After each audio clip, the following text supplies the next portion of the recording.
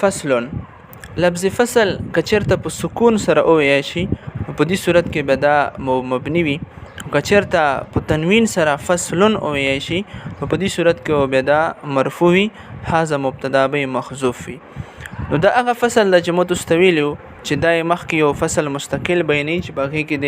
د نحو تعریف کوي موضوع غرض بیانوي نو هغه دا فصل ده نو د نحو تعریف کوي چې النحو علم باصول يعرف بها علم النحو دا داسې علم ده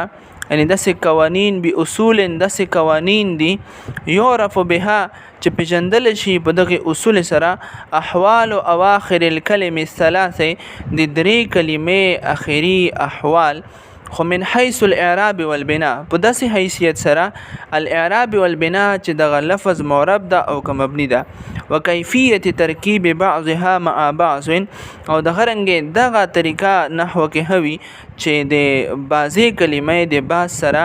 د ملول طریقه اغا شي د علم النحو تعریف ده علم النحو د چند داسې قوانین نمادو چې هغه کې د کلمې آخر معلومیږي چې دا معرب ده که مبني ده د غرنګ باغې کې کلمات هغه یو بل سره ملويږي چې هغه طریقه په د علم النحو کې شي نحو د خو اصطلاحي تعریف او لغوي تعریف د مختلف معنی سي لکه مثلا قصد په معنا باندې هم نحو ورسي طرف هم معنا کوي قبیله هم معنا کوي پیر نه هم معنا کوي انداز معنا کوي مثل معنا کوي دغه مختلف نومې باندې نحو هغه ارسي هغه نه پس دای والغرض منه سره دای غرض بینې چې د کتاب مقصد صدا نو چې صيانه الذهن عن الخطا اللفظي في كلام العرب صيانه الذهن د خپل ذهن بچ کول دي ان الخطا اللفظي د لفظي خطاینا په کلام عرب کې یعنی په دې کې به تو دا مقصد در شي چې عربي زبان متسرنګ یعنی فاعل چې کله رسینو مرفوع یا مفعول چې کله رسی منصوب یا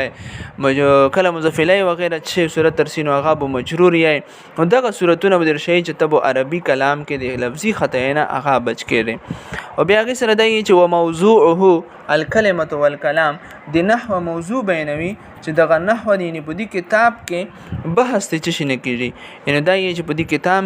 کتاب کې بحث هغه د کلمې او د کلام نه کیږي چې هغه تفصیل بعد کې په خپل ادای باندې هغه بیانوي فصل الکلمه لفظ وضع لمعنى مفردا مفرد نن سبق کې دغه کلمې هغه بحث ته چې کلمات چاته ویل شي کلمې باندې چې کیم الف لام دي هغه کیم الف لام دي الف لام په څو قسمه باندې دي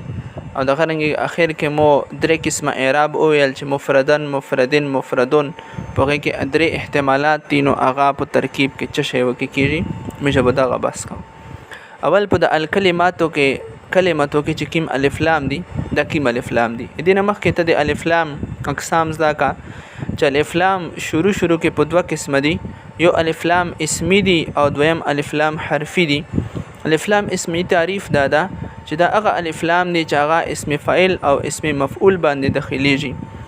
او الف لام حرفي دي ته ویل شي چې دا هغه الف لام دي چې هغه د اسم فاعل او د اسم مفعول نه ما سوا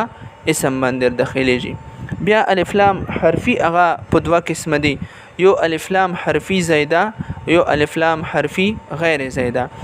الف لام حرفي زائده دي ته ویل شي چې هغه چې کله په معنی به کلمې باندې داخل شي نو هیڅ فائدہ نه ور کوي او کله غرنګ کلمې نه وګرځوي نو هیڅ نقصان نه ور کوي او الف لام حرفي غیر زائده تعریف دادا چې دا هغه الف لام دي چې کله کلمې باندې داخل شي نو هغه ته فائدہ ور کوي چې نه وای غرځوي هغه ته نقصان ور کوي بیا هغه نه پسته الف لام غیر زائده هغه په څلور قسم دي الف لام حرفي غیر زائده جنسي استغراقی عهد خارجي عهد ذهني هغه وجه حصر دارنګ دا چې کله دغه الف لام په کوم مدخول باندې داخل وي یعنی کوم لفظ باندې داخل وي یا هغه لفظ نه بو ماهیت یعنی جنس مراد وي یا بو افراد مراد وي کچرستا کوم لفظ باندې مدخول باندې الف لام ار داخل وي دی هغه نه جنس مراد وي ماهیت ونه مراد وي په دغه صورت کې دغه الف لام ته الف لام جنسي وي شي لکه مثال کے طور پر الرجل خير من المرأه دلته الرجل باندې چې کوم الف لام دي الف لام جنسي دي ځکه چې ته چې کله د دې معنا کوي چې سړی د ښځې نه یعنی سړی د ښځې نه بهتر دی. حالانکه دا ترجمه غلطه ده. ډېرې داسې ښځې دي چې هغه په سړیو نه بهترې دي، لکه حضرت عایشه رضی الله تعالی عنها او حضرت فاطمه رضی الله تعالی عنها وغیره.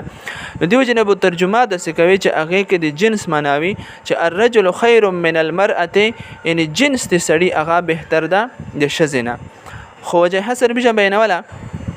چې کله مدخول نه مراد یعنی الف لام چې په کوم لفظ باندې داخل وي هغه نه ماهیت مراد وي یا افراد مراد وي. که ماهیت مراد وي نو هغه ته بیا جنس مراد وي، هغه ته جنسي وي شي. که افراد مراد وي بیا به دغه افراد نه ټول افراد مراد وي، که بعض افراد به مراد وي. که چېرته ټول افراد مراد وي به ته الف لام استغراقي وي شي، لکه ان الانسان لفی خسر چې بشکه ټول انسانون هغه په خسرې کې دي. دلته الانسان من چې کوم الف لام دي هغه د الف لام استغراقي ولدي. خو که چېرته به د الف لام نه بعض افراد مراد وو نو بیا دغه بعض افراد په خارج کې متعین وي او کنه بوي. که چېرته په خارج کې دغه متعین وو نو بیا دې ته الف لام عهد خارجي وي شي، لکه فعصا فرعون الرسول. نو دلته کې الرسول باندې چې کوم الف لام دي هغه په خارج کې متعین پیغمبر د چې هغه موسی علیه السلام چې په خارج کې فرد متعین وي به ته الف لام عهد خارجي وي شي. او که چېرته بیا په خارج کې دغه بعض افراد متعین نه وي په دغه صورت کې به ته الف لام عهد ذهني وي شي، لکه فاخاف ان ياكله الذئب. نو دلته کې الذئب باندې چې کوم الف لام دي هغه نه غیر متعین فرد یعنی بیړیا مراد دو. اوس دا تحقیق کوونه ده چې دغه یک الف لام چې کوم میجک اقسام تیر کړ چې هغه وسه حصر دا وا چې الف لام شروع کې په دوه قسم دي، الف لام اسمی، الف لام حرفي. بیا الف لام حرفي په دوه قسم دي، زیده غیر زیده. بیا الف لام غیر زیده په څلور قسم باندې دي، جنسي، استغراقي، عهد خارجي، عهد ذهني. هغه وجه حصر درنګ شو چې کله الف لام په کوم مدخول باندې کوم لفظ باندې داخل وي هغه لفظ نه ابو یا ماهیت مراد وي یعنی جنس، یا به نه افراد مراد وي. که ماهیت مراد وي د الف لام جنسي وي شي، او که چېرته بیا افراد ونه مراد وي نو بیا به نه ټول افراد مراد وي یا بعض افراد. که ټول مراد وي به د الف لام استغراقي وي شي. که چېرته بعض افراد مراد وي به د بعض افراد په خارج کې متعین وي کنه بوي. که چېرته په خارج کې متعین وي نو د الف لام عهد خارجي وي شي. او که چېرته دغه افراد په خارج کې متعین نه وي نو د الف لام عهد ذهني وي شي. اوس الکلمه تو کې چې کوم الف لام دي نو معترض صاحب یې چې ته چې کوم هم الف لام شمیروي په هغې باندې مو ته اعتراض ده. اول دا چې الف لام جنسي دي که الف لام اسمي دي که الف لام حرفي دي. الف لام اسمي ځکه نه دي چې الکلمه تو کې چې کوم کلم لفظ ده هغه نه اسم فاعل ده نه اسم مفعول ده. لهذا موږ ویلو چې الف لام اسمي ته ویل شي چې په اسم فاعل او اسم مفعول باندې داخلي دي. بیا الف لام حرفي کې موږ ویلو چې یو زیده دي یو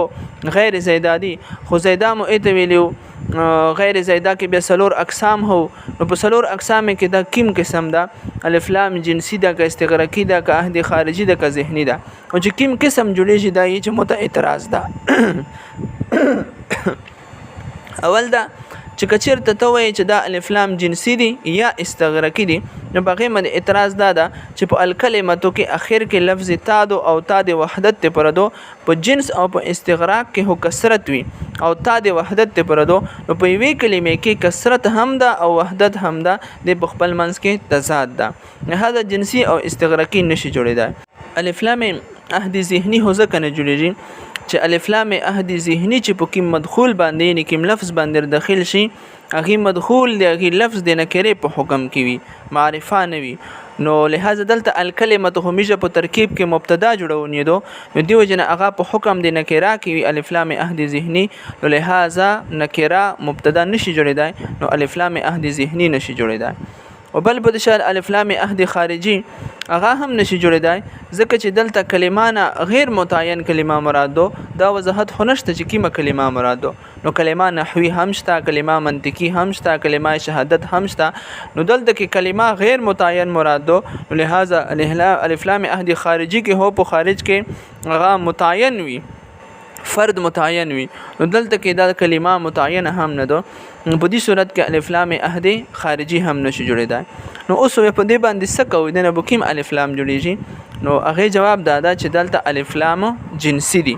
نو باغې باندې اعتراض شو چې دلته تا د وحدت ولدو او په جنس کې کثرت وي نو په دې مانس کې منافات ده نو هغه ته می جواب کوو چې دغه وحدت ولتا د په درې قسمه دو یو تا شخصي هغه یعنی چاغینا فرد متعین مراد وي په وسړي باندې دلالت کوي یو نوعي تای نوعي یو وحدت د پررسي چاغینا یو نوع خاص قسم مراد وي او یو جنسي دو چاغینا یو خاص قسم جنس مراد وي نو په دغه درې صورتونو کې وحدت شخصي او د الف لام جنسي په مانس کې منافات ته نه په یوه کلمې باندې نشي تلایا خو دلته کې میجه دغه تانه تای وحدت مراد نه دو بلکې دلته د تانه یا نوعي مراد دو یا جنسي مراد دو لہذا فلا اعتراض نو دې صورت کې به اعتراض نه ورېدي شي دویم قسم هغه لفظ دا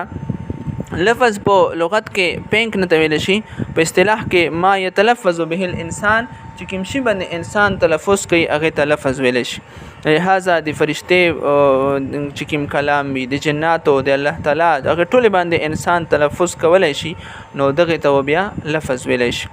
بیا هغه نه پسته بیا وضع لفظ دا د وضعنا مشتق دي په لغوي معنی رکنه دو نکشش دول په اصطلاح کې یو شای د بل شي سره په داسې خاص طریقې سره کشش دول چې اول شای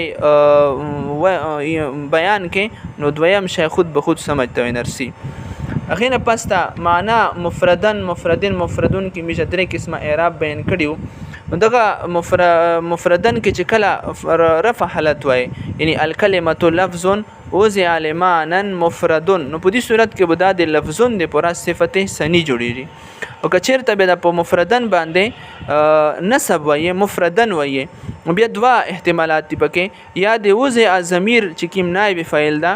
چې هغه په حکم د فعیل کې وي هغه نه دا حال جوړیږي یا د مانن حال جوړیږي نو په دې صورت کې په دا باندې نسب هغه ویل شي او د غرنګ جر په حالت کې چې وي نو لمانن کې چونکه معنا باندې لام حرف جر داخل ده نو دا مجرور په صورت کې دو اگر چې دا مفعول به دو په واسطه د حرف جر سره معنا نو دا به دې کې د مفعول نه بیا هغه یعنی دا غچ کیم دا مانن کله نسب حالات یې به بدای حال جوړیدای شي خو د مفعول نه به حال وي او چې کله مانن مفردین وي نو به دا معنا چې کیمه دا په حقیقت کې مجرور حالات کېدو نو مفردین دا به د پر صفت وکیږي نو دا به د جر په حالات کې وي نو الکلمه لفظ کلمه د لفظ دا وضع لمانا مفردن چې هغه د وی معنی د پوره وذکر لشوی وي وهي منخسره فی ثلاثه اقسام بدغه کلمه انحصار شو د پدری اقسام کې چغه اسم وفعل وحرف یو اسم دا یو فعل دا یو حرف دا هغه نه پاس لئن حسر دا وجه حسر د اسم فعل حرف بیني چې کچرتا یو لفظ هغه په خپل معنا باندې دلالت نه کوي نو هغه ته حرف ویش نو کچرتا یو لفظ هغه په خپل معنا باندې په نفسها دلالت کوي خودري زمانه ته محتاج وي به دې ته ویل شي فعل او کچرتا یو لفظ هغه په خپل معنی باندې فی ذاته په خپل باندې دلالت کوي خو د درې زمانه ته هم محتاج نه وي نو په دغه صورت کې به ته اسم ویل شي دای چې لانها اما الا تدل چې کله د دلالت نه کوي علامانن په ومانه باندې فی نفسها بذاته وهو الحرف به حرف ویشي یعنی حرف په خپل باندې بذاته د معنی باندې دلالت نه کوي بلکې یو بل سره به ملاوي هغه نه پسته معنا ور کوي او تدل علامانن فی نفسها یا په خپل معنی باندې فی نفسها خو دلالت کوي هو یقترنا معناها باحد الازمنه الثلاثه خدري زمانینا ایوی زمانه سره دای مقترن وی وهو الفعل به تفعل ویش او تدل على معنى في نفسها یا دای په خپل فی ذاته نه په خپل باندې معنی باندې دلالت خو لفظ کوي هو لم يقترن معناها به درې زمانه کې وی زمانه ته دای محتاج په وست نوي او هو الاسم به اسم ویل شي